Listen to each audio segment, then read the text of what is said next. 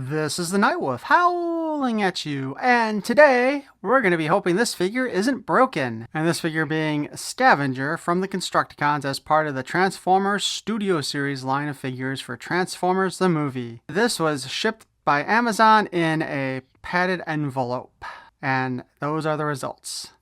As you can see when we turn it, the box is crushed. Looking at the figure through the plastic in the front, though, it does look like he's probably not broken, just the box crushed. So hopefully that's how it'll be. There's the other side, which of course just continues the artwork from the front. Mostly just showing his little hook, scooper hand thing. And then of course we have the back of the box there, where it shows the product shots and a picture of Devastator from the movie. Scavenger combines with other Constructicons to form Devastator. So anyway, let's go ahead and open this sucker up, shall we?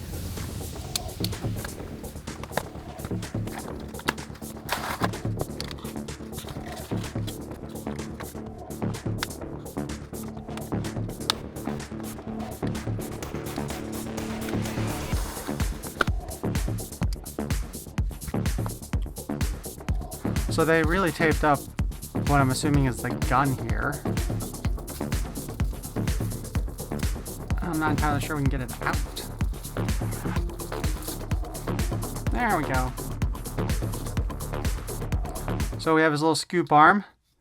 There's a pin here, but not a pin here, which honestly seems kind of dumb to me. They should have put a pin in this part too. And that obviously just attaches to here. Whoops.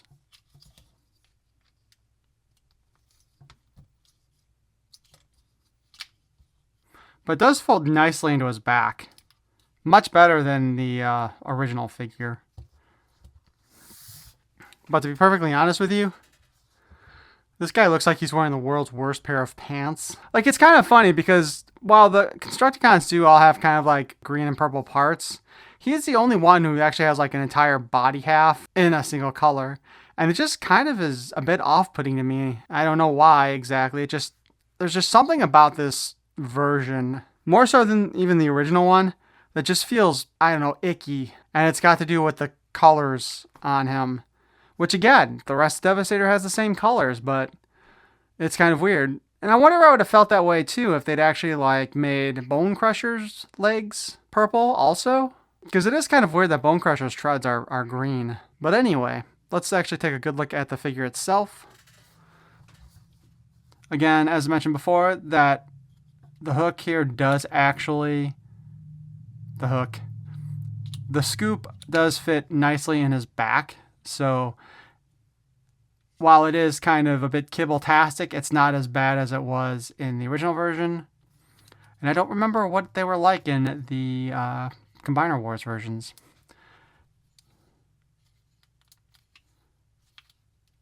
His head spins. It may be on a ball joint, perhaps, just because of the way the head's designed.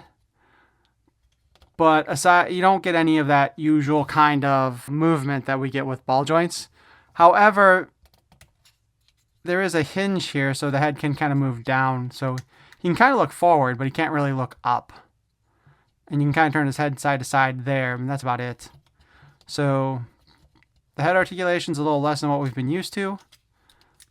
There is no actual ab crunch. Not too surprising, honestly. On the arms, they hinge up and down, and they can spin, and they are on a ball joint to do all that with. They actually left kind of a bit of flexibility with that, too. The arm itself is also, or the elbow, I should say, is also on a ball joint. So we can hinge up and down, and we can spin that around. And that ball joint kind of allows for both of them without it being, you know, the pin and the hinge that we usually get with a lot of these figures. The hand does kind of close on its own. I don't know why they molded it in purple if they were going to paint it green. And to be perfectly honest with you, I see no real reason why they couldn't have just left them purple. Like, even if it's not in the cartoon that way, it wouldn't look too off-putting on the figure any more than the pants do. So he does have no waist swivel to go along with the no ab crunch. His hips are also on ball. Like, this guy's a lot of ball joints, honestly. This guy has a lot of balls, period. His hips are on a ball joint, so we can kick over to the side. We can do the full splits if we want to. Put his legs back together. He can kick forward. He can do a nice little high kick. And just like in the original toy, the feet look kind of weird to me. Also, we can kick back, same amount, which means he can actually crack his nuts instead of doing the splits, but that's a whole nother story. We are treated, though, to a thigh swivel, at least. And he still does have a knee, which fits him way better than his original toy. Honestly, the articulation overall is better than the original toy. Not going to lie. And we still have a little ankle rocker. And it can rock all the way inside, though I'm betting that has to do with the Devastator transformation. He also comes with a gun. Doesn't really seem like it looks too much like the original toys. So here's the one that I think is actually the original toy. And this is the one that we got with this one. So they kind of look similar, but not quite. And why not? Since we had these out and still have them out from the one thing. Here's a quick comparison of the original version compared to the new one. He's not quite as chonky as the original one. Again, better articulation. The feet open up as part of the treads instead of turning like the new one does, or the old one does. God, I'm getting so confused talking about these two. And of course, the new one doesn't get an erection like the old one does. So it is definitely superior to the old toy. And again, just a reminder, this is about the best you could do to hide the back on that one. Now, what I found kind of interesting, though, about this one, let's put his gun in his hand, too, is that, unlike Bone Crusher, he does not come with a part that looks like it's dedicated to allowing the Devastator hands to attach. So I don't know if this is something that's included with Long Haul and Hook, or if there's some other attachment on him. But first, let's go ahead and see if we can get him transformed into vehicle mode. And then from vehicle mode, we can try to figure out exactly maybe what they would do to get him into Devastator mode. Because like Bone Crusher, he's basically just his vehicle mode.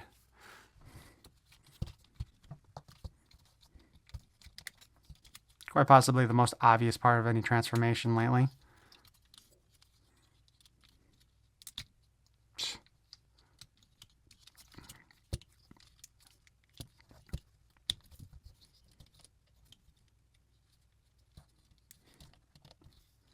Okay, so there's a hinge in here. There we go.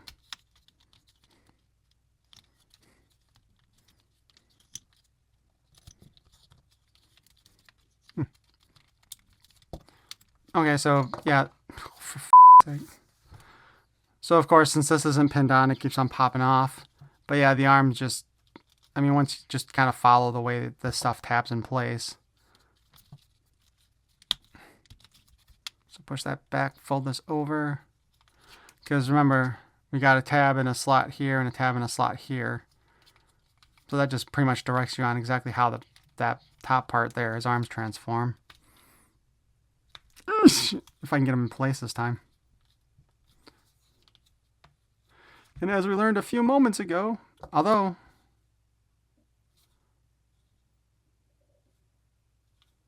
technically speaking, just want to check again. Yeah, because that's not going to fit that way. It has to go this way for that part too.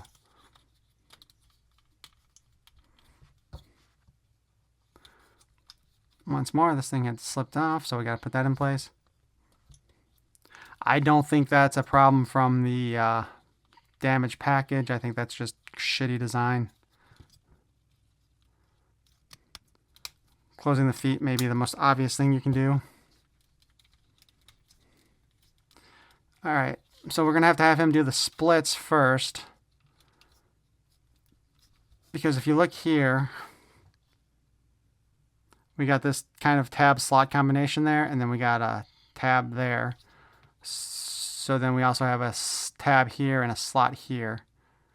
And then these things look like they go into that spot there. So that would just be, push that all in like that. Turn that, because we have to turn the leg in and then fold it in this way. like so. And then we can fit his gun in over here. Unlike the previous version where the gun went up there. Frankly, this guy's vehicle mode is kind of atrocious. Feels like something's not quite right here. Let me pull this out again.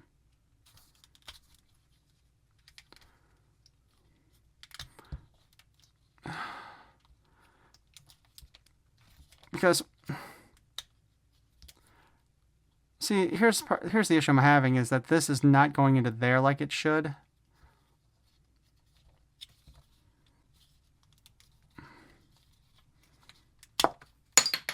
Well, shit.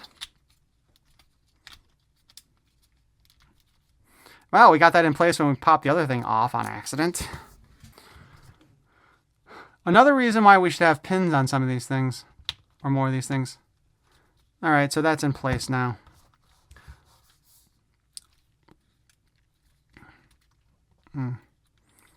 So we have his vehicle mode complete. Scoop moves up and down, as you'd expect on a backhoe. Goes all the way back in there again, although most backhoes don't do that. And that's it. That is all the movement in vehicle mode he does. Scoop arm moves. So we got here, here. Technically, we can twist this around, even though realistically on one of these things that doesn't work that way. And then back.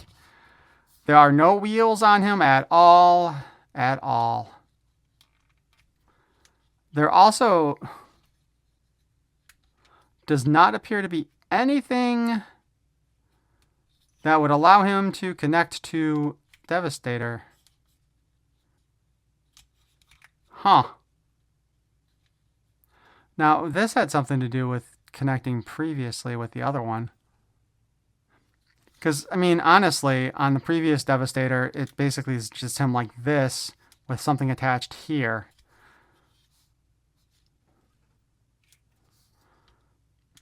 So, I'm not sure.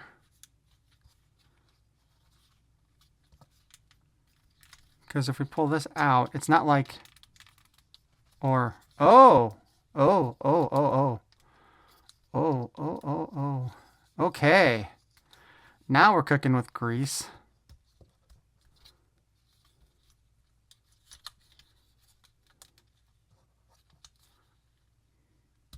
Ow!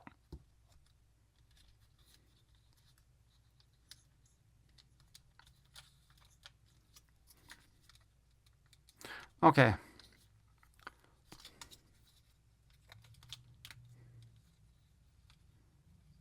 So this here somehow will attach to the Devastator arm, I assume, then. And that works. That'll work as an elbow, too. And then this would be the shoulder joint. Ha! We figured stuff out. I'm not really sure what these ones here are for, though, because there's nothing that connects into there on this guy, as far as I can tell. And then I'm guessing this here is the slot where... So actually, what probably happens is you need to slide this into whatever the arm socket is, then close this stuff up. And then by closing that up, that'll help hold it in place. So yeah, this would seem to be our transformation for Devastator's part here, like this. And I do actually appreciate that it keeps the backhoe arm out of the way.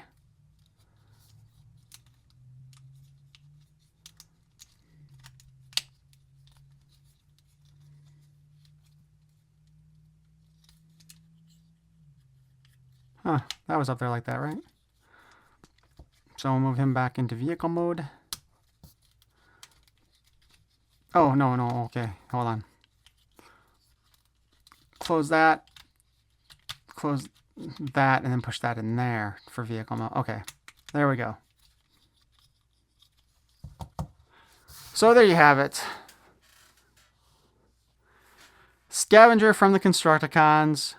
Robot, vehicle, and of course the arm part of Devastator. So I guess overall on the Scavenger here, it's a little bit disappointing. I don't know how different he is from the Combiner Wars one. And to be honest with you, he seems kind of small to me. I am not a big fan of the way the arms look here. I guess technically I should figure out what I did with the instructions because I have no idea where those went. Because maybe it's transformed wrong and that's why it looks weird to me, but I couldn't get those arms to fit any other way and still have them actually fit in place. And it makes sense because the gun port is up there on the top on this one and not the side. So yeah, just taking a quick look at the directions here. He's transformed properly.